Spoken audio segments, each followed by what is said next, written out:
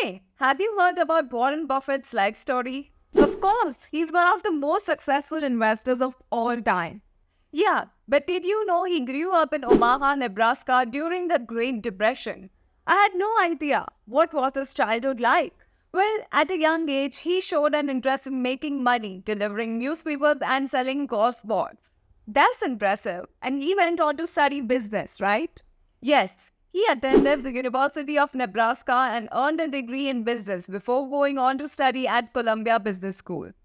That's where he met his mentor, Benjamin Graham, who taught him the value investing approach that Buffett is known for, right? Exactly. In 1965, Buffett took over a struggling textile company called Berkshire Hathaway and transformed it into a multinational conglomerate. Wow, that's quite a success story. And I heard he's also committed to philanthropy. Yes, Buffett is known for his down-to-earth personality and his commitment to giving back. He's pledged to give away 99% of his wealth to charity.